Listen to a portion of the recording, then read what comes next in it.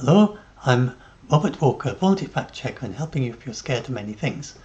And this is to go through rather more quickly some of the main points. So the most important thing is that there are no Russian soldiers in Iran. There aren't even any Russian soldiers in the Middle East anymore. I should add that. Let's edit this. And I'll while I'm talking. No Russian soldiers in Iran or anywhere in the Middle East.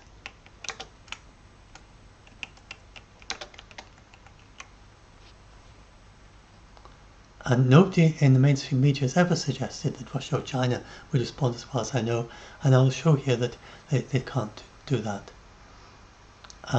There's no risk of ISIS-type terrorist attacks, so Iran fought ISIS in Syria. It doesn't do terrorist attacks on civilians, only on opposition figures. Nobody will get drafted. You can't fight a B-2 bombers or service them. There's no possibility of nukes here, and this was very low risk for the United States.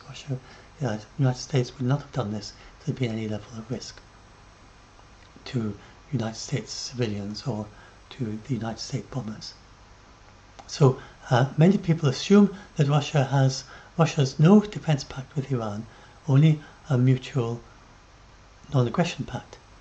Its promise to Iran is very weak, that Russia can't supply weapons to the United States to bomb Iran. That's all its promise. And it's the most unlikely scenario. Iran is not in Russia's nuclear umbrella, nor was Syria. And Russia does not support Iran's nuclear program and doesn't want Iran to have nukes. So Russia is perfectly content that the United States has destroyed Iran's nuclear program. They don't want Iran to have nukes. And so I'll just explain here what happened. So this is the nuclear, and so this is nuclear enrichment. This is not a nuclear power plant. The United States, and this is just where they make nuclear fuel, and nuclear fuel is not very radioactive at all. So this is another misconception that people have. There's no risk of radiation to Iranian civilians. So I just want to quickly explain that. These civilians are 16 kilometers away. They wouldn't be allowed in there. It's a top secret site, not a place that Iranians can visit. The bunker buster bombs would not harm civilians. The Tomahawks, which attacked other places, they're incredibly precise. They can even fly along a corridor. If the corridor is wide enough for a Tomahawk to fly through it, then they can just fly straight through them. So, and they're extremely precise, much more precise than most countries' cruise missiles. And this is to show that the uranium fuel, enriched uranium, and plutonium is also a very similar kind of thing, then it could be blocked with plastic. It produces alpha particles. Alpha particles are very quickly blocked. And it doesn't go radioactive until you have a chain reaction in any highly radioactive way. And you can see how harmless it is. The Queen was handled a lump of plutonium in 1955, not long after her coronation, and she was protected by a plastic bag. And the atomic scientists say, look, feel how warm it is, and that plastic bag is plenty to protect you because it stops all the alpha particles. So the uranium fuel is not harmful at all. It's only harmful as a heavy metal, so you don't want to eat it. It's like like cadmium or lead or mercury. You don't want to eat it. You don't want to breathe it in. And if you eat large amounts, then the alpha particles, if it got into your body, it could harm you. But you have to eat lots of it, because the alpha particles travel a very short distance. So, no, they're not harmful. This is a video this is a researcher handling uranium and also handling enriched fuel type pellets for a fusion reactor. So, now this is an important thing. So, back in October 26, the Israelis, with just one sortie, then they destroyed all or almost all of the Russian S-300 air defences that Iran had. So Iran already knew that it was defenceless, and it's been defenceless since October 2024, October 26, 2024. So Iran desperately wanted new air defences. It asked Russia, can you send us some more modern air defences? Not that they might have been that good, because the Ukrainians are continually destroying the S-400s and S-500s too. So, but anyway, Russia had no spare air defences to send to Iran. So that's how little Russia cared about Iran. And then they promised to send fighter jets to Iran, which are roughly equivalent to the F-16s, the Russian equivalent. They never arrived. They weren't nowhere to be seen. And the Iran jets, they're likely hiding in caves to avoid being shot down, because they can't go anywhere near. The F-16s can see them and shoot them out of the sky long before they can see the F-16s. So they can't engage in any kind of battle with the F-16s. So the most sensible thing they can do is just fly as far away as they can and hide in caves. So that's the situation. So you can see here that once Israel has air control over Iran, which it achieved on the first day within hours, there's very little Iran can do. It started firing its ballistic missiles, but the Israelis were flying over them. They could see the ballistic missiles launchers and destroy them. And that's why it gets harder and harder for Iran to do anything at all the longer it continues. So now this is just something to explain about. Lots of people worry. Let's do this thing first. Why you're safe. So many people just say to me, look, human beings are so unpredictable. So these two are linked together, these two graphics. They say, human beings are so unpredictable, you don't know what they're going to do next, do you? And that is true of some things, at some levels, but other levels they're very predictable. So you need to try starting looking at patterns. And so some ways, someone you know, for instance, there's some things they do are very predictable, some things they do are completely unpredictable. And that's the way they do it, the way it is. So for some things like summer and winter, night and day, and they're just as certain as that. So similar uncertainty to that, Iran does not have ICBMs, Iran can't attack the US, Iran can't fight a world war. I will make that clearer and clearer as we go through. Russia and China are not helping Iran in any way, and they certainly won't help it if, well, now that US has struck Iran, they're not going to help it at all. And there's a British phrase, they wouldn't touch it with a barge pole. So that's like, if you go, so you've seen the punters from the ISIS and the CAM with their punts and the punt poles, but a barge pole is even longer than that. It goes back to when we had barges that were pulled by horses.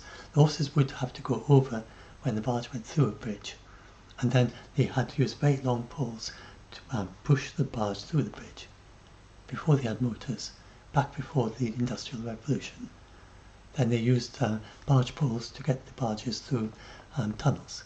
And so that's why we talk about that it's a very, very long pole. It means we're not going to go anywhere near that. It's even if you were a barge pole away, we're not going to come any closer than that. So Russia and Iran, they wouldn't touch it with a barge pole. They wouldn't come anywhere near. And Russia has no bases left in the Middle East, so literally has no physical presence there. It used to have bases in Syria, it doesn't anymore. It's never had bases in Iran. It's never had soldiers in Iran. It has never supported the Ayatollah in any way whatsoever. So Russia is not going to get involved. And Russia does not want Iran to have nukes. And then, Russia used to depend on Iran for a short while, I think 2023 it was, I'm not sure, for its Shahid drones. But now Russia produces its own Shahid drones in the same model as the Shahid, as the Iranian version. They don't really need Iran anymore. And they've just abandoned Iran. And China is not going to get involved. It never fights in the Middle East. It hasn't got the ability. It has got a tiny base in Djibouti. It's got no presence in the Middle East. It's not going to send military supplies to Iran. It hasn't done that, and there's no reason it would. It stopped in 2022. It was sending very little by then. And then the other thing to know is that leaders of countries, they're not like kids in preschool. So a lot of people worry. And so you can see that there's some things you're very certain about. I hadn't gone down. So Trump seemed unlikely to strike Iran. But I never said he wouldn't. I said it seemed unlikely, like here in spring or summer in the United Kingdom, which is very rare. But it turned out that he did do it. I think he may have had secret intelligence. That there may be things he knows that makes it more sensible for him to strike Iran than it seems at first sight. So the experts were saying, well, look, if Trump strikes Iran, then he destroys the Fordow facility. Remember, it's not going to harm civilians at all. But if he strikes the Fordow facility, then he gets rid of a negotiating lever, because he could say to Iran in future discussions, look, you've got to do what we ask of you, or we will destroy your Fordow facility. Now he's destroyed it, so what's happened to his negotiating lever? Well, it might be that Trump has secret knowledge of various very sensitive targets, not civilian targets. He's not going to target the Ayatollah, but very sensitive military targets that Iran knows, that the US knows,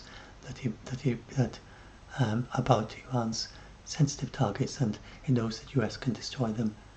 I think that might be the most likely reason for this, for Trump doing this. And then he may have had intelligence that Iran obviously isn't going to fight back, and that Israel was willing to bring it to a close too. So the way that this could work in the United States for Trump's base is to say, look, this was a strike to end the war. So if you can present it like that, then his thing about not starting foreign wars, then you can keep that dialogue. So I think that's certainly how Trump is seeing it. Whether he will succeed at that is the big question, but that's how he sees it. And I can't see him sustaining a long war with Iran, even in the air. But we'll see. He might have, it's possible to future strikes, but probably keep that as a threat. We'll see. Anyway, so I just want to talk about, and even Trump, he has impulse control. So people worry that, leaders of foreign countries, and they look at people like Putin and like Xi Jinping, they say things that sound so extraordinary. They sometimes do things that seem so extraordinary.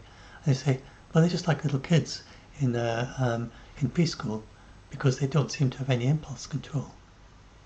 But they're not at all. They just got a different ideology from you. And so it's important to distinguish between someone who has a different ideology and someone who completely lacks impulse control. So impulse control is like when you learn this, most kids learn at age 3 or 4, that they learn, before you learn impulse control, whatever comes into your mind, you just do it. And you don't give much thought. And if it comes into your mind to throw something at someone, then you just do it. If it comes into your mind to do some sort of a desk, then you just do it. And so some kids generally learn impulse control age 3.5 to 4. And even when they promise they're not going to do something, once they've learned language, because they haven't got impulse control, they can't keep their promise. So parents get very puzzled by their kids who say, I'm not going to do that, and then they do it, because they haven't learned impulse control yet. But then between 3.5 and 4, they gradually learn impulse control. And you get this situation can arise where you have 4 kids and 3 of them have learned impulse control and 1 hasn't yet. So and then you get people who act, so either method acting or just pure acting, and they act as if they haven't got impulse control. And I can act without, as if I haven't got impulse control. I did teacher training. I never completed the course, long story, but I started impulse teacher training, and I was my parents were both teachers, and got lots of teachers amongst my relatives. And so when I was doing a training teacher course, and I remember saying things like, pay attention at the back, let that be a bigger point. I'd shout out like that,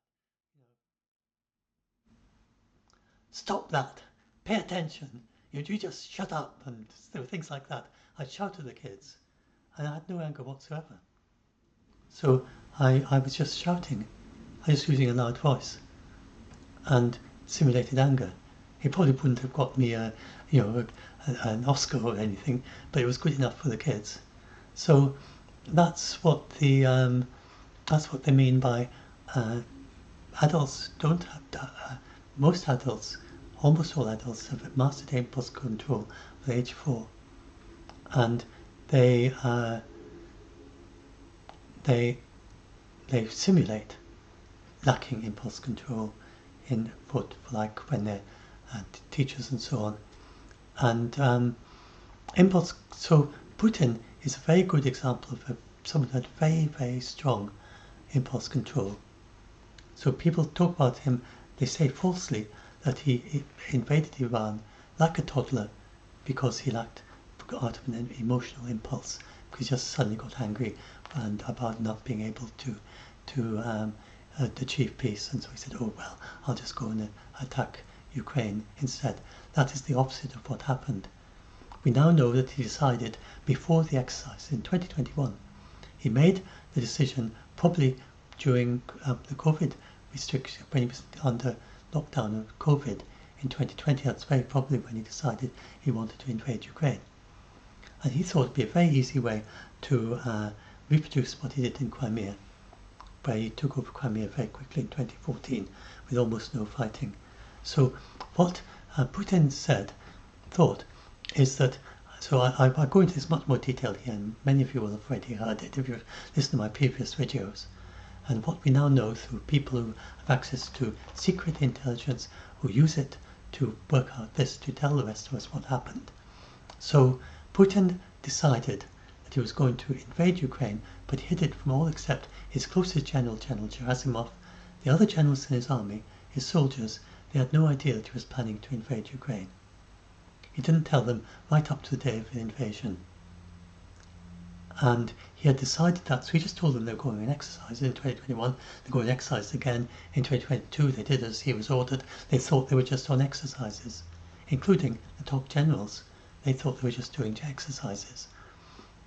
And Putin's plan, just to do it in a nutshell, was his secret plan that he devised probably in 2020, was that he would order his generals to invade Ukraine, suddenly keep them not even knowing in advance, because he didn't want anyone to know about it in advance. He'd order them to attack Ukraine from the north, the east and the south. That would be a dumb thing to do if it was an actual planned military invasion.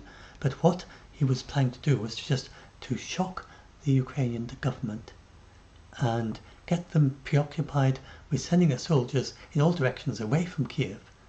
And then while they were doing that, he was going to send a secret group that he'd trained to quickly take over the Hostomel civilian airport near Kiev, establish a land bridge, and then fly some tanks and armoured vehicles, and they'd drive into Kiev very quickly before the government knew what was going on, take over the government. And then his spies told him, they gave him rosy-tinted ideas of what would happen next. His spies told him that if he did that, then the generals would just quickly switch over, and that the Ukrainians were very oppressed, that none of them liked Zelensky, that if he did that, then he would quickly be able to take over the whole of Ukraine by using the discontent of the Ukrainian population to depose Zelensky, who would actually be exiled or imprisoned, and that he would have control of the whole of Ukraine in 2 weeks. And this was a very flattering Putin, and saying, look, they're very admiring of you. They don't like Zelensky at all. You will be able to take over very quickly and very easily, like you did in Crimea.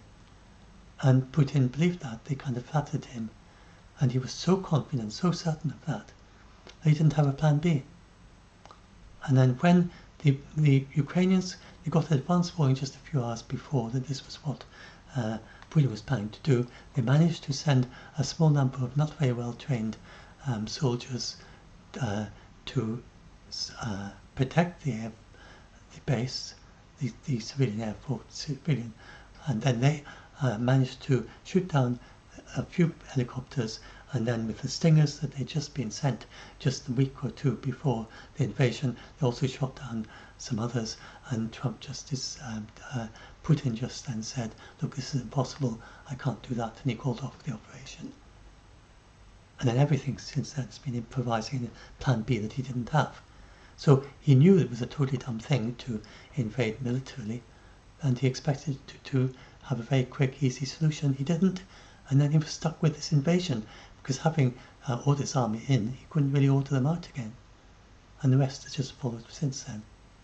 So that was not someone, he was a trained spy who could probably have kept it up for 20 years if he needed to. Simulating to his own generals, to his own people, to having endless talks with Macron, with the leaders of the United Kingdom, of Germany, of whatever, that he was gently wanted peace, and that's what his aim was. But all along, he had decided, probably in 2020, that he was going to invade Ukraine. So he is incredibly controlled. So he is not someone who is going to suddenly behave like a kid. And none of these leaders are. They're just adults. They're not going to do a completely daft thing out of lack of impulse control. And Xi Jinping, well, they are very, very careful about their image in a way that Russia isn't. They'd never do something that would damage their image with nearby Asian countries and so on. So there's no risk of, and they have no actual military presence to speak of in the area. So this is just about how just very quickly, Russia doesn't even have a nuclear umbrella over Crimea, and as we now know, he doesn't have a nuclear umbrella to protect the strategic bombers, because it used those to fire conventional weapons at United Kingdom and at Ukraine, not the United Kingdom, obviously, at Ukraine. And I've got lots of people saying, well, look, Ukraine has destroyed all those strategic bombers. Isn't Russia going to have to do something? Well, no. Remember how controlled Putin is. All he does is he says, I am going to do something very massive that you're never going to forget, or something like that. And he keeps saying that for a week or two until the news moves on to the next story, and then he stops saying it. And that is his typical response when Ukraine does something unexpected. He never actually does anything, except the Oreshnik, which was just a symbolic thing. And so this was when he changed his nuclear policy, and Peskov was asked about that. A worried Russian lady asked him, well, look, last week 125 drones were shot down over Russia, and would Putin consider those grounds for the use of nuclear weapons? And Peskov said, frankly speaking, there's no need to appeal too much to this document. So, as we see, like with the strategic bombers or whatever, they just don't pay much attention to their own nuclear doctrine anymore. It's very clear it hasn't really changed. It would have to be something very massive, like an attack on the Kremlin. And it's important to realize how nukes work. Nukes do not work. They never solve any problem. So if you've been attacked already, there's no point in using a nuke. There's never been mutually assured destruction. So many people falsely believe that there was mutually assured destruction. That is just a conceptual idea that never happened in reality. And people think, well, at the height of the Cold War, why did both sides have why were there over 70,000 nukes altogether? Why did they have so many nukes? Well, it was not to try and kill everyone in the other country, which would be a totally insane objective and achieve nothing. The reason they had 70,000 nukes is that, say for instance, had 10,000 nukes, when United States had 10,000 nukes, Russia said, well, we could have 10,000 nukes, so we can destroy their 10,000 nukes. And then, once they both got 10,000, then they say, well, we actually need more than 10,000, otherwise what's our chance of destroying their 10,000? So then say, we could have 20,000, and Russia does its 20,000. They got all the way up to say, that's a total 70,000. And then Reagan and Gorbachev, they met together and they said, well, look, this doesn't make sense. We're never going to have enough nukes. I'm never going to have enough nukes to destroy all your nukes. You're never going to have enough nukes to destroy all mine. We both have nuclear subs, which neither of us can destroy. So let's just put an end to this ridiculous nonsense. And so they decide to very rapidly reduce the number of nukes they had each. So it was never the idea of lots of nukes to kill lots of people. That's pointless. That's ridiculous. That's crazy. That's just insane. It was just nukes to destroy nukes. And it's still the situation. The 1,550, they're nukes to destroy nukes. And they've never had the ability to, even at the height of the Cold War, they never had the ability to kill everyone in the opposing country or to destroy their military capability. And they never had the ability to destroy each other's nukes. So the reason for nukes is as a deterrent. So you say to the other country, and you don't need to say, I can destroy all your big cities. You can just say, I can fire one nuke at you. As long as one nuke can get through, that's a deterrent. And any more than that are just in case that your nukes get shot down. And so the idea of deterrent is it's never used. So you say to the other country, do not try and carpet bomb the Kremlin or take over Russia, the Russian Federation, or I will use nukes. And to actually use nukes would never help you. Because as soon as Russia uses a nuke, then the United States' objective then is to stop Russia from firing any more nukes, take over its airspace, which it could do as easily as Israel took over the airspace of Iran, because NATO has vastly superior air capability, and then stop it firing any more nukes. That is now. We don't know. It doesn't talk about taking over the airspace. They do talk about conventional and other methods, and they no longer have the idea of responding to nukes with nukes. They do not have launch and warning. They have never had that. So this is a thing that people sometimes say misleadingly in videos. They claim that either the United States or Russia had launch and warning. They never had that. And it's the decision of the president. It is not automatic. And it's always the decision of the president what to do. And under Trump and under Biden, the president, Trump changed the doctrine so that he can ask for a conventional response to a nuclear attack. So that is the situation. And then you get people who talk about nuclear winter. There's no possibility of a nuclear winter. So I just want to talk quickly about that. There was a video shared in our group now to explain these points. So I just want to explain this very quickly now. So the idea of a nuclear winter, the nuclear bomb, it is not the mushroom cloud. The mushroom cloud is very heavy dust. That is what actually is the fallout. If you look at the shape of a fallout, it's like a very stretched out mushroom, stretched in the direction of the wind. It's the shape of the mushroom because it is literally the mushroom cloud falling out of the sky. If you look at the fallout plumes with, say, nuke map, then it's a stretched out mushroom cloud. If you imagine it sort of compressed a bit, it's a mushroom cloud. Because that's what it literally is. It's a mushroom cloud falling out of the sky. It's heavy dust. There's a certain amount of fine dust left behind, and that will just fly, get blown around. It's not nearly enough. It does go above the weather, but it's not nearly enough for a very big bomb, but it's not nearly enough to do anything to the amount of sunlight. So nuclear winter is about the fires that start. So I just want to talk about this very quickly. Don't want to belabor it because there's no risk of nukes here. But just want to explain very quickly that nuclear winter is about the idea of the cities that catch on fire. And cities are less flammable than forests because they have they're trained to be treated to be fire resistant with lots of concrete. So you've got to look around the world and say, where in the world could we have a city that might be more flammable than a forest? Because obviously forest fires do not start a nuclear winter. They happen every year and they're much larger than the fires you'd have from a nuclear war. So you go and look and you see, well, if we look very carefully, then Pakistan and India have some very crowded cities don't have very good fire resistance, and at certain times of the year it's very hot and very dry for a couple of months of the year. So they say, well, okay, suppose they were to fire their nukes at each other, and they're not going to fire them at their cities anyway, but just let's suppose they would. And they each fire all 100 nukes, and they fire them at all the cities, then that might cause a nuclear winter. So we have these two teams. That one team says, well, if we had these 5 gigatons in the atmosphere, we could get nuclear winter, but how do we get it there? And then the other team says, they say to the other team, they don't know how to model the fires. So another team knows how to model the fires. They say to the team that models the fires, look, this is a way you could get it up there. The team that models the fires, they try this very extreme situation of the most flammable cities pretty much in the world.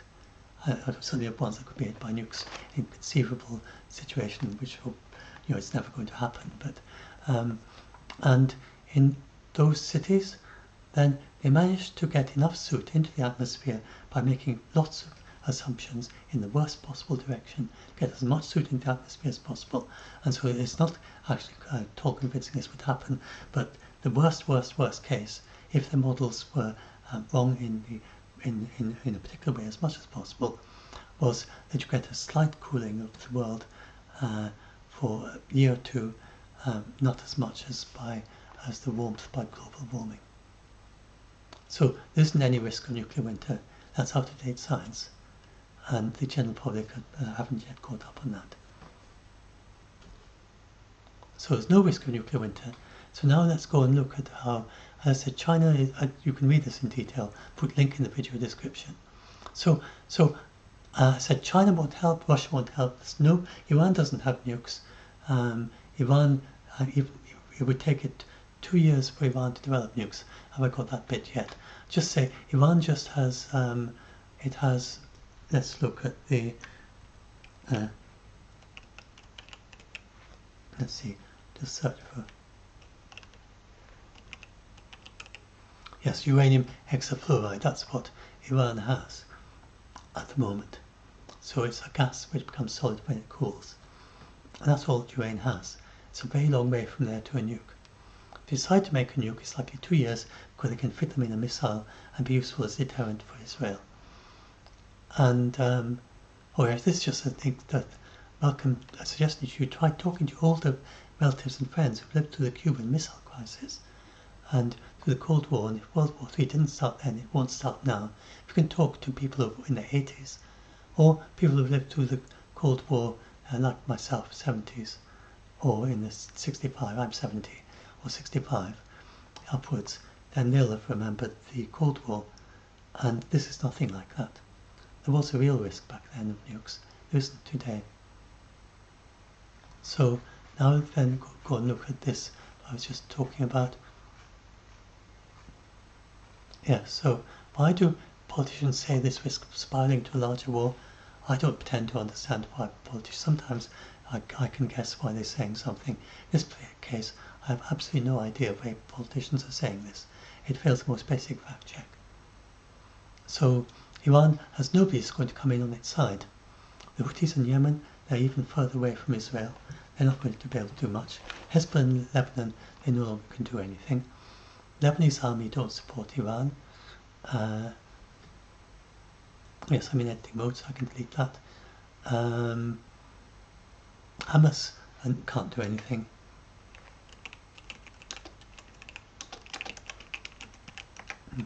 Iran, Syria, and ally. All the Iranian soldiers had to leave. I do that sometimes. Had to leave Iran. And this leave Syria. When the rebels took over. And nobody else supports them except a few rebels in Iraq, which is held by the US. Supported would be better.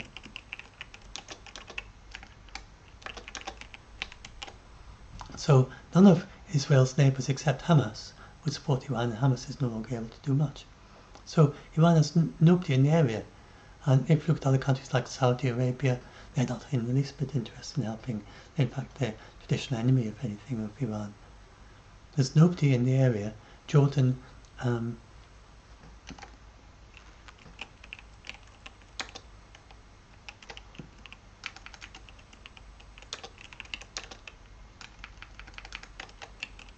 Saudi Arabia,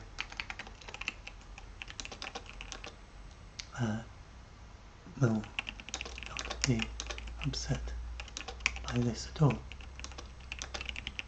So Iran hasn't been a good neighbour for them.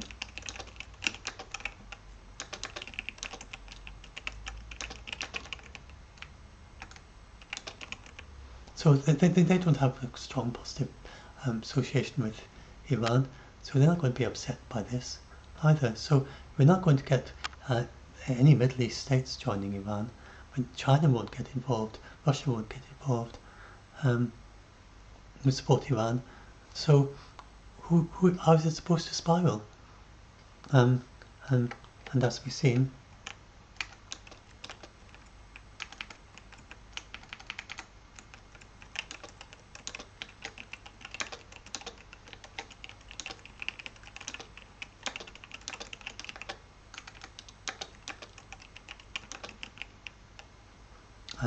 Russia and China won't charge with the barge pole, won't come anywhere near supporting Iran.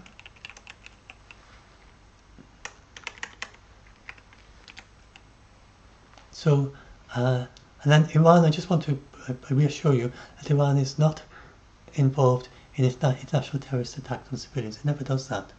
It fought against ISIS. It will not do a terrorist attack like 9/11. So Iran is militant. It is not jihadist. Now, this jihadist terrorist is a very strange thing, because in Islam, jihad is actually a method of peace, of achieving peace, if done properly. That's what the meaning of the word is. And so Islamists, they see this as a perversion of Islam, the way that ISIS and Al-Qaeda are doing. So they're very opposed to Al-Qaeda and very opposed to ISIS. Just about all. It's like the relationship between Christians and the Ku Klux Klan. Very similar relationship with normally Muslims and jihadist terrorists that are using this sacred approach of jihad as a way to harm civilians. It's not right at all. So Iran is going to be extremely opposed to attacking civilians and doing terrorist attacks on civilians. It's not keen on that aspect of Hamas. It supports Hamas because it's opposed to Israel. It doesn't support the attacking of the harm of Jewish civilians. So it's a rather uncomfortable alliance for Iran, between them and Hezbollah. So I'm not saying this to support the Iranian regime whatsoever. They're very harsh, especially in the treatment of women in Iran, and it sponsored terrorist attacks. But they would not do this themselves. So please do not be yourself scared of something like 9/11. Iran is never going to do that. And nor would any of their sympathizers or allies try anything like 9/11. The jihadists don't like. What have they done? The jihadists.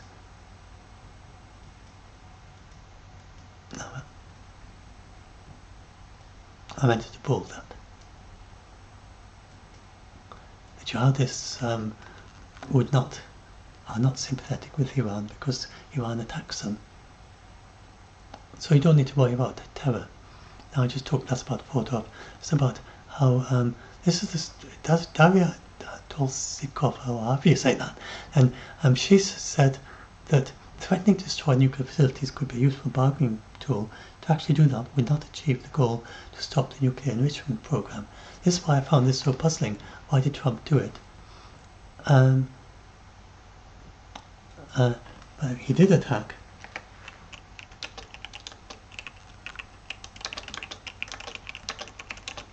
Has other leverage.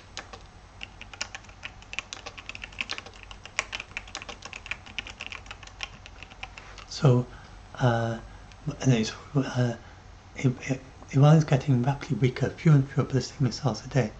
There's no risk of the conflicts joining up.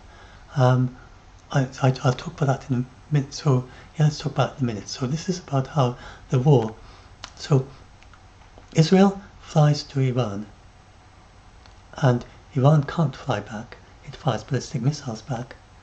Neither of them can approach each other on the ground, because the only reason that Israel can fly to Iran now is because of Syria. Assad regime was overthrown, because there's no Russian presence anywhere in the area. No Russians anywhere there. So that's why Israel can fly to Iran.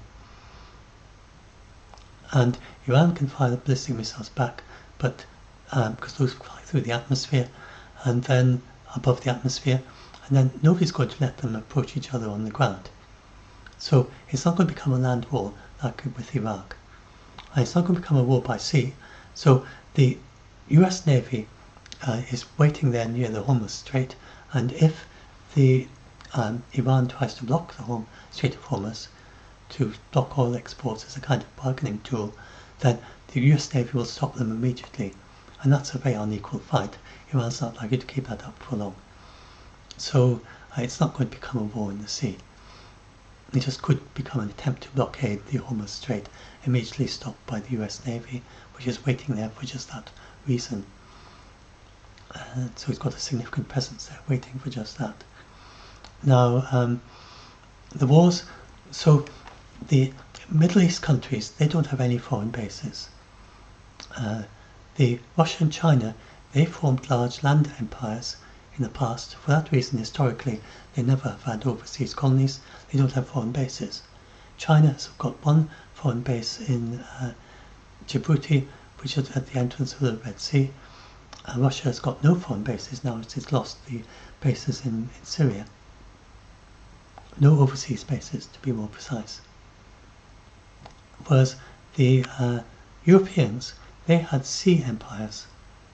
So just through the chance of history, then Europeans set up these empires across the seas, with colonies across the seas throughout the world, globally. Flew around Africa, flew to South America, sailed through the Pacific. And then the United States, in the early 20th century, it was a colony itself, and it didn't have its own colonies, to speak of very little, by the way, just small presence.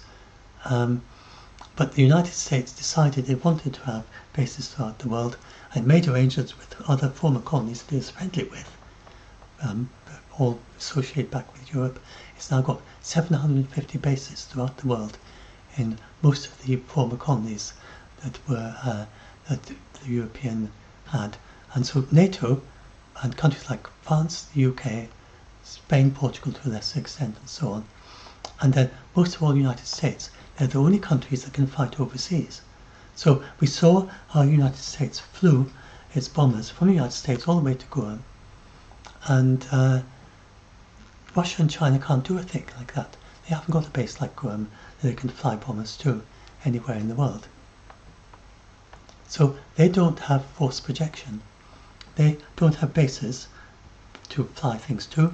They can't get the forces to anywhere in the world apart from their former empire and very close. They can't supply them logistically if they do, whereas the European and NATO countries have that ability. So this is why people say that China and Russia, they can't even fight a global war. They can't fight an overseas war. China and Russia couldn't fight a sustained war in the Middle East. They just don't have that ability. They don't have force projection to do that. Whereas NATO countries can do that very easily. They've got loads of bases in the Middle East. They've got all the methods of, they've had to supply the colonies. They've got to keep them connected by air and by sea, very fast destroyers and submarines and then aircraft carriers. Russia doesn't have a single aircraft carrier that's still functional. It doesn't really need them because it just needs to move planes around within Russia. And Russia mainly relies on the railway to move its military around. And there aren't any railways across the sea. And Russia does its force projection mainly using the railway and to a certain extent by air. The former NATO countries do it by sea and by air. And Russia and China are not set up to do force projection by sea. And it would be extremely difficult for China to attack Taiwan. It's not set up to do it, and it's be far harder than 10 simultaneous D-days, and they've never done anything like that. It's just not in their history. So you need to understand that. So that's another reason why we're not going to have a world war, because only NATO countries could fight a world war, and they're not involved. They just don't have that mindset to want to do that. They're interested in taking part in individual conflicts around the world. They do not have an aim to establish a new empire. Indeed, Britain withdrew from its empire, and all of NATO is involved in that process of gradually withdrawing from the former empires. It's not in the process of expansion. Never mind, NATO is not an expanding empire. It is a military alliance where countries join if they need help and have a mutual non-aggression pact. It's not an empire. So it's got a very different attitude in NATO, which is, thank goodness, because I mean, if NATO was empire building, like Russia or China, then it would be a much more unstable world. It just happens its empire, it's trying to reduce its empire. That's the stated objective. Whereas China and India, to a certain extent, are still expanding, but they can only expand on the land. And China's reached its entire former extent. It's not really interested except to Taiwan and a few islands in the South Sea, and with almost no hope of those. And Russia still wants to expand by land, but it's hemmed in on the west, and it's got everywhere that it can take in the east. A very large country. So that's it. Iran, it doesn't have ICBMs. I talk about that here. So Iran does have the ability, or it did have the ability, to fire spacecraft into orbit. It didn't have the ability to return them with an aeroshell. An aeroshell, that ability could develop quite quickly, but an aeroshell would be useless for delivering anything by way of a weapon, because it's so easy to shoot down.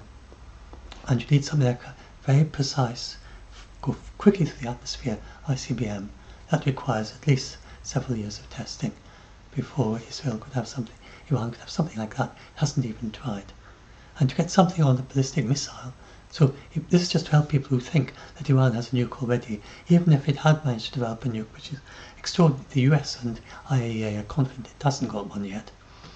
Then it's 2 years before it has anything that could get to could get to Israel, and no possibility of sending it to. And then it's like Russia. There's no point in using nukes as a deterrent. You never use them. If you use them, you've lost. That's the whole thing about a nuke. If you lose them, you've lost. So the idea of a nuke is to say, don't attack me because I've got nukes. And if that fails, then there's not much you can do. If you get attacked, nukes are not going to help you. You'll just be attacked even more if you use a nuke. So that's the idea of nukes as a deterrent.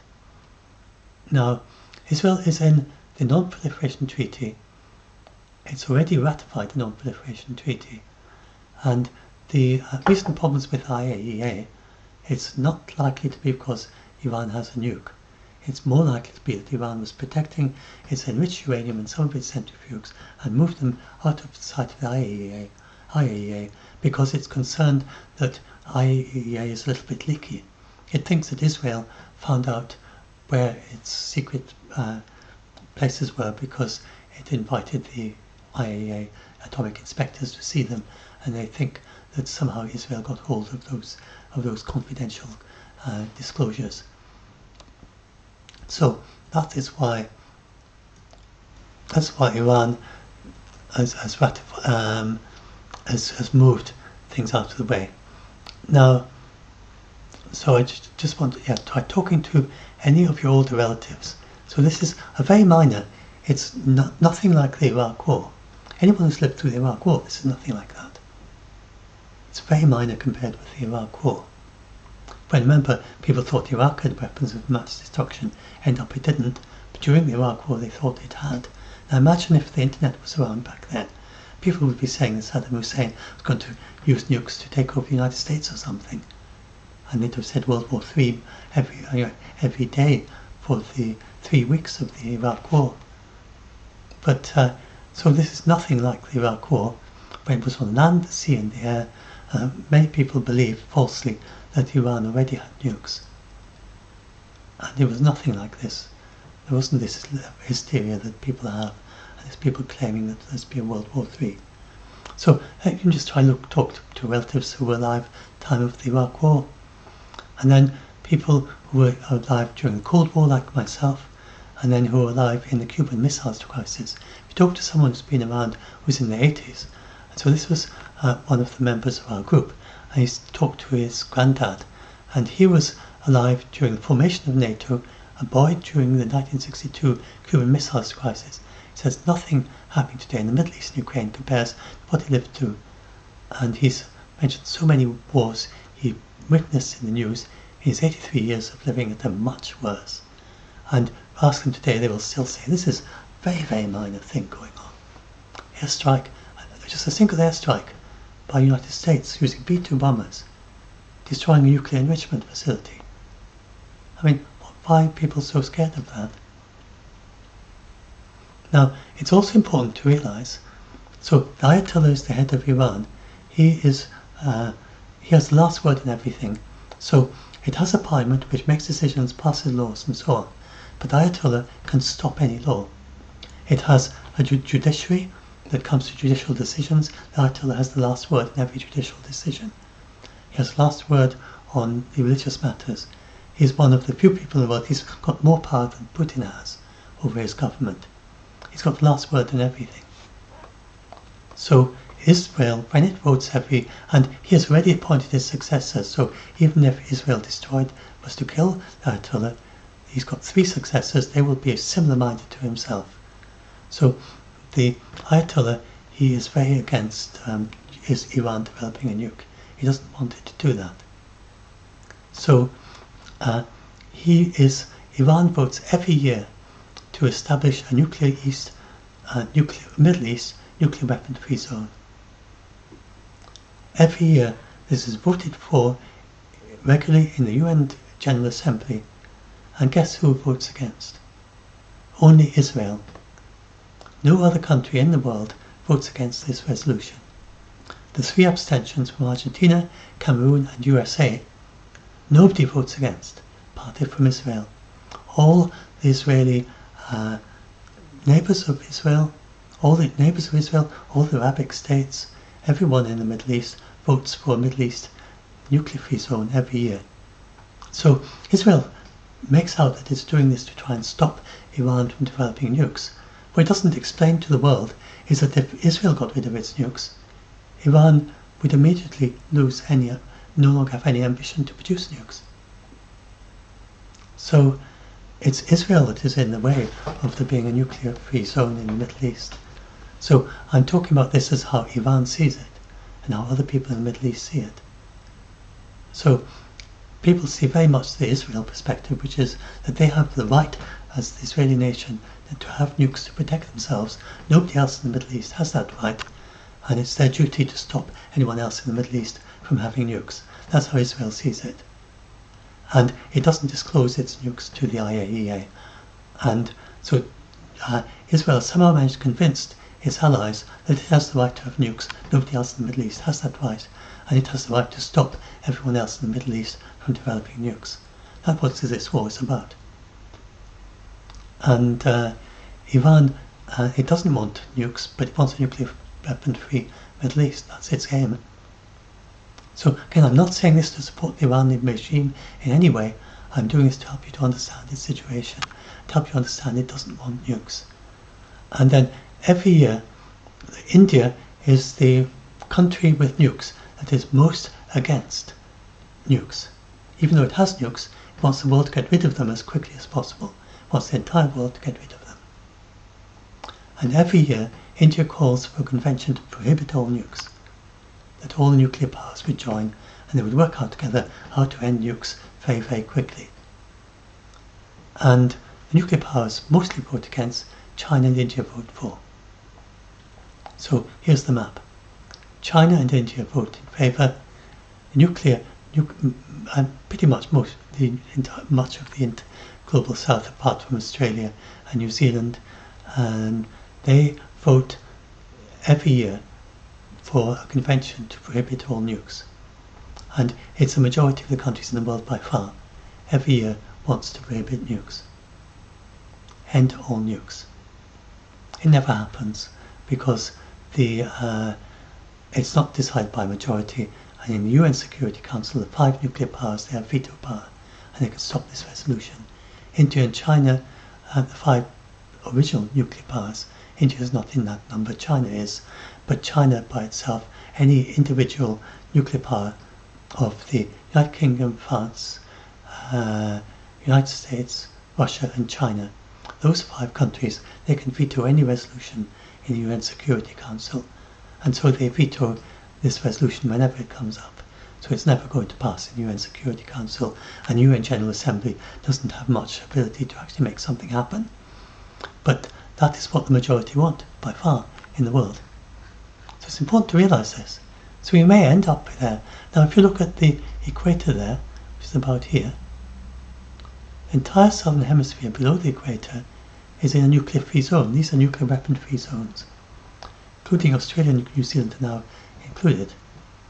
All of Africa, all of South America. There's some islands that aren't in it, I think.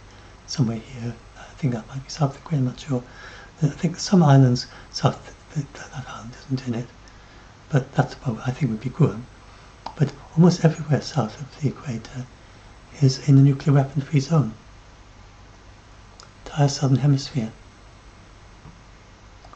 And then there's some in the northern hemisphere. There's Mongolia. There's all the stans except Afghanistan and Pakistan are in a nuclear weapon-free zone. They've set up their own nuclear weapon-free zone. Mexico is in the South American nuclear weapon-free zone. This is the Middle East nuclear weapon-free zone. This is Australia, New Zealand nuclear weapon-free zone. And the entire Middle East, Southern Hemisphere, and quite a lot of even north of the equator in Africa, and then these lumps here. And then if you go and look at the treaty to prohibit all nukes, then that adds a few countries in Europe, Ireland for instance, and some other European countries. They have joined the treaty to prohibit all nukes. They are never going to have nukes themselves, and this goes somewhat beyond the non-proliferation treaty. So they're not part of a nuclear umbrella. And New Zealand is in that. So if we go and look at Hans Blix, now he's a very hard-headed person, hard-nosed or whatever you say. He's a former nuclear weapons inspector, former head of the IAEA, and chair of the Weapons of Mass Destruction Commission. And Hans Blix says that despite what's going on now, like the Gaza Strip and the Ukraine war, he wrote this a while back, but I'm sure he would be the same with what's happened with Iran and Israel. He said the world is actually moving in the direction of less conflict, and he foresees an end to all wars. So if you think about it, most of the world is at peace. There's no war between any of the countries in NATO. There isn't any active war in just minor conflict in South America. There's some conflict in Africa, but most of the African countries are at peace. Most of Asia is at peace, completely at peace. There's really, war is quite rare in the world, and the large areas that haven't had war for a long time. No country in NATO except in Cyprus there was a short engagement there, but the NATO treaty has worked very well.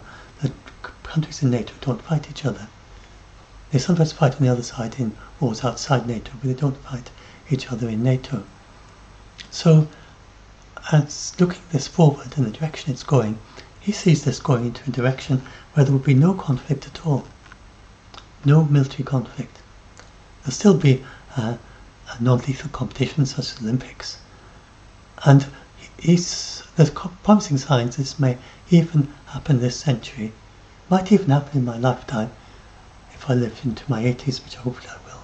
You know, it's in the 20s, 30s, 40s. It's not impossible that war stops by then. And I think some of the younger listeners, you've got a pretty good chance of it happening in your lifetime. So I talk about that in my longer debunk here. And then people go further than that. It's not just scrapping nukes and not just stopping wars. If we get to a world where military combat has just stopped altogether, then we can start scrapping the missiles, which takes up a huge amount of our GDP. Be a much wealthier, much richer world if we could use all the billions of dollars that is used for defense to support things that really are of value, like renewables, like restoring biodiversity, like helping the weaker economies to like better healthcare for everyone. I mean, the United States, if they could use all their defense budget for healthcare, for instance, imagine what a difference that would make.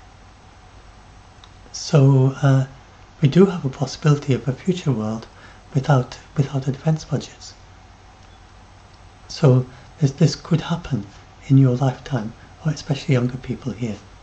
So Hans Blix says that, and you need to look at the longest term perspective. These are blips, and it's really, the modern weapons are so precise, there's much less risk to civilians than there were, except when used carelessly, like in Gaza Strip. But if used carefully, like in like the US did in its bombing raid in Iran, then they are so precise, the best modern weapons, and the risk to civilians is very low. We go in the direction of less and less effect on civilians.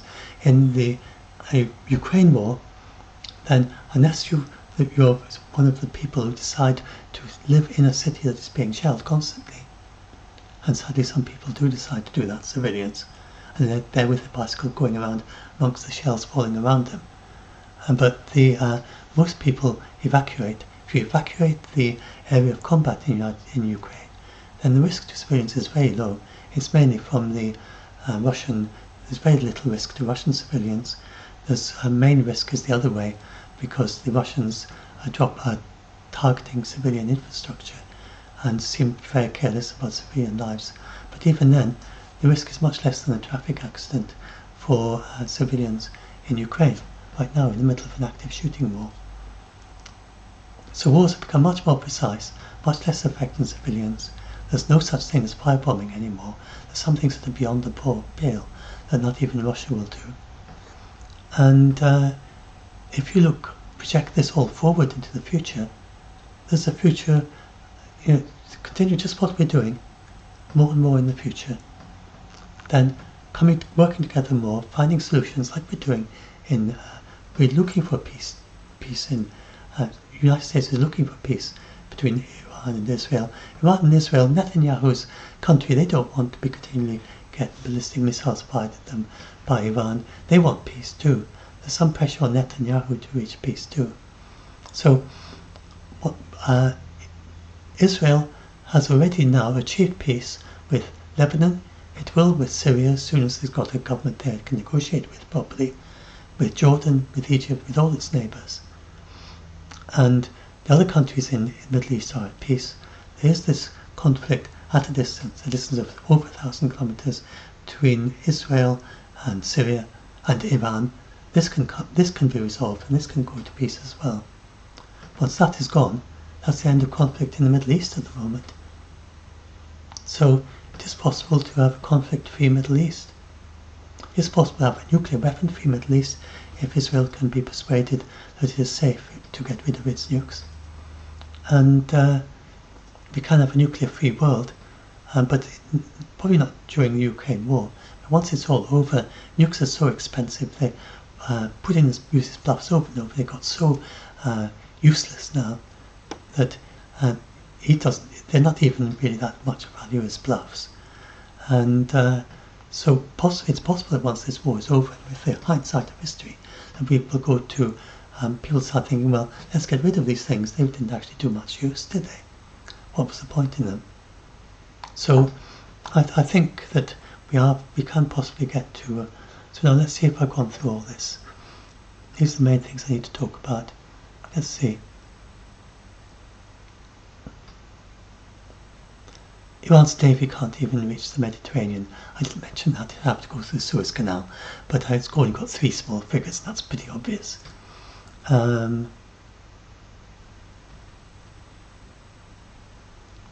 So I'm just reading through this quickly. Yeah, I didn't tell you, Israel tells its citizens to go back to work as it can shoot down all the incoming missiles. Actually had to change that advice this morning, because there was another, it turns out that Iran must have had some extra ballistic launchers that Israel didn't know about, but Israel will be able to destroy those now it has used them. And most of them at least stay there. Maximum range 2000, I think I've talked about all that. Oh yes, just briefly about all possible. I talked about how the US Navy is there, ready to very quickly to go through, and if Iran does try to block the Strait of Hormuz, it's highly unlikely to do that. It's threatened to do it many times. It never has, and it's so weak now. I don't really see it doing that. But the US Navy can quickly unblock it. Now the Russia's pact, Russia's nuclear umbrella. It's not selling air defences. No possibility of a Russia-China pact to help Iran. Doesn't assist the Ayatollah. Israel Russia frequently offers to mediate between Israel and Iran, calls for both sides to stop fighting. This was a poll we had in the group. I just want to make sure that I've gone through the main things. Oh yes, I think I talked about that. More Jews have immigrated to Israel than any other country. It's quite a good, you can use this as a checklist to help be less scared. I didn't mention that US F-35s, but I did mention that NATO could very quickly establish air superiority of Russia. This could help people to be less scared about Russia and Ukraine, because it's very clear that Russia is not going to attack NATO, because we see how important air superiority is in Iran, and NATO would have air superiority over whatever part of Russia is fighting it if it was to try to fight Iran, fight NATO. And then Russia, no Russian soldiers. I think I said all that. Some other links to here, earlier blog posts. And then I'm just going to end with an amusing anecdote. And this is to help people who are scared by chatbots. But just this but this is just an amusing anecdote, really, because about things that went wrong when I was trying to make this blog post. So I couldn't find. I mentioned up here. Oh, I've forgotten to mention that. Let's mention that very quickly. It's kind of fun. So yes, in there. So this is just paying a kind of joke about the United States. If Trump was to lose just one civilian and one US soldier as a result of his bombing, then he would get a huge amount of flack from his own party, saying, look, why did you get us involved in a war that led to a US soldier being killed? And this soldier, whoever it is, then I've said that they're second cousin 3 times removed. That means second cousin, so they both had the same great-grandparent, and 3 times removed means that in the same generation as their great-grandparent. So it means that someone says, some old chap probably says that when I was a child, and I remember talking to your great-grandparent, we both had the same great-grandparent, and he talked about your parent, and then I've kept track of your family tree, and people as remotely related to the soldier as that. Well, this is comic exaggeration, but the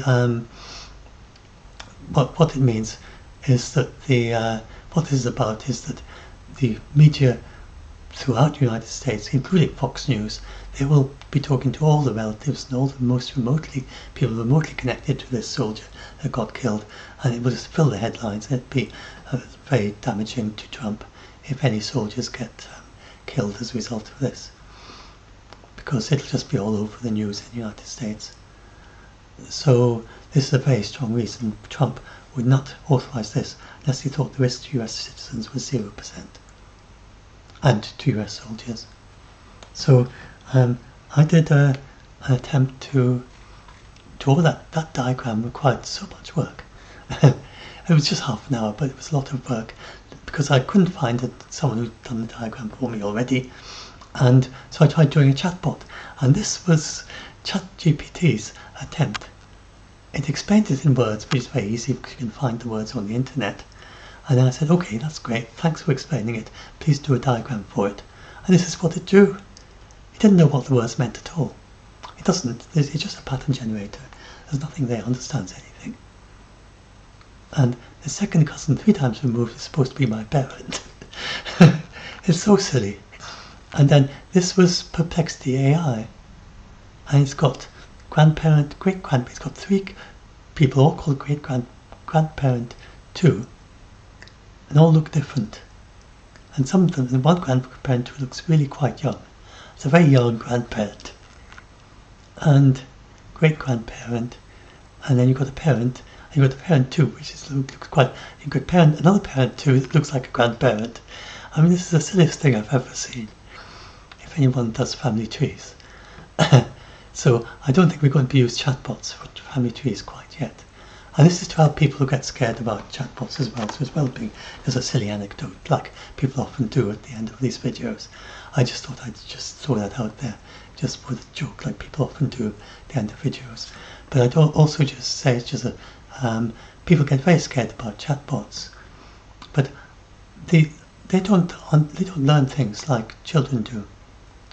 So before a chatbot can say anything sensible to you, that's coherent and it's structured, and it has to be fed with billions of pages.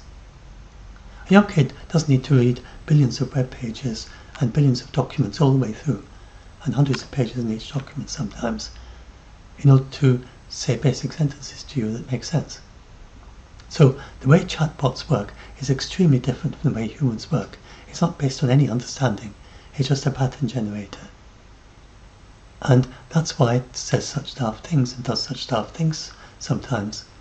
Because it's just using a huge amount of data and trying to get patterns from it. It's not got any memory, it's not got any understanding, it's not using logic, it's not using reasoning. It's remarkable that it's able to do things, when I say draw a family tree, that it actually does what you ask it to do. It only does that because there are lots of things, patterns that it can use. It's joining the pattern of draw a family tree to what it works out should be joined to it based on all the patterns that it's discovered in these billions of pages. And that's how it does it.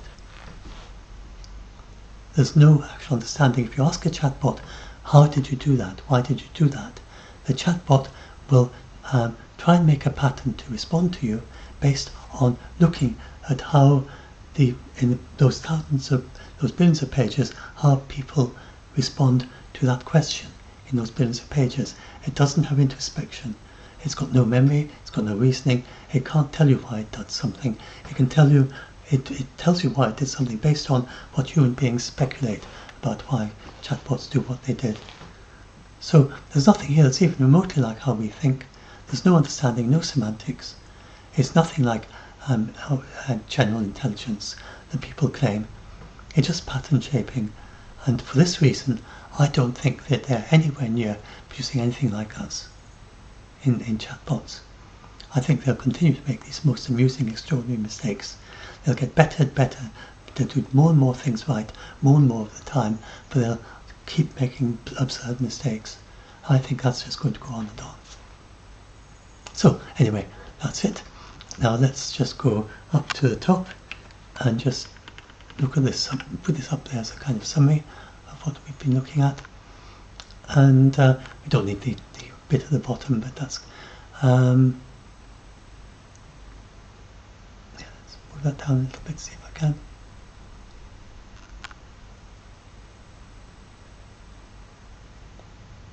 That's the family tree at the bottom. So I just want to leave that up for a little bit so I can use it as an end screen or something. And then I just want to say a little bit out to anyone who wants to help. So I set up this group long ago called Doomsday Debunked. I mean, I have lots of people, and part of the reason that I'm able to do quite clever, it's partly because there are lots of people there who are, for instance, ex-military and so on, and people who are able to help. But the main thing I do is I know how to find reliable sources. So that's how I do it. I'm not doing it based on what people say there. I do it based on finding reliable sources. I know how to do that. But then there are lots of people there who can help fact check, and they spot things that I might have got wrong. And if you are any good at, if you're knowledgeable in this topic area, we do not want people who are trying to put forward a political point of view. But if you're interested in fact-checking to help people who are scared of nuclear war, military things, and you've got a good fact-checking basis, and you can do similar to what I'm doing, very welcome in the group. If you're scared, very welcome in the group. And we help each other, and the fact-checkers help each other, and we spot mistakes sometimes in what we're doing, what we say, and that helps us to be very effective. And also, we have an awful lot of people in the group that are they're autistic. They've got bipolar disorders, quite common there. There are naturally lots of people with anxiety disorders. This is a group set up to help people get scared of things like this. And so in this group, if you are good at communicating with people like that, we don't provide therapy. We have a very clear line there. We have fact-checkers, voluntary fact-checkers. We don't do amateur diagnoses at all. We're not therapists, but many of the people we help do have therapists. But if you're good at talking to people who are autistic, who are bipolar, they can be quite difficult to talk to sometimes, and bipolar in the manic phase. And if you are good at helping people who are very anxious, who are panicking over and over, and provide emotional support, and just anyone, ordinary people who are good at just quite empathic and want to help people who are panicking and scared. If you are experienced with helping people who are suicidal, we get suicidal people in the group sometimes. So we do what we can to support, and of course advise them to do that. If they think they're really going to harm themselves, it's an emergency, see the hospital emergency department right away. But if you can help in that sort of thing, and then if you can help with voluntary fact-checking, and of course anyone who's scared, then do join our group, and do have a look at the rules before you join. They're very important. Just have a glance at the screenshot at the top of the rules, which are the most important ones. It's very rule-based, unlike most groups, and that's how we're able to function. And so I just thought I'd do a shout out for our group, and do come and either help or be helped, if you feel that's something you want to do and can do. And I hope that this helps some of you watching it to be less scared, and ask in comments. I've got contact details at the bottom here. I'll put the link to this in the video description. So I'm just going to put this video up. Hopefully I think it'll be got off to a slightly faster start, and it's maybe a bit more effective than the one I did before. So I may replace the one at the head of the group with this video. I felt I needed to do it again. So here goes. I'll upload this, and hope some of you are a bit less scared as a result of that. And but there is one good thing about this. At least the United States has now done this. People were scared and saying, whatever the United States does, it's now done it. They've seen that it was a very simple, straightforward thing. And then we'll see what happens next, and you will very quickly see that Russia and China have absolutely no interest in this whatsoever. That'll be, as you can see from my debunking there, they're not going to come anywhere near it.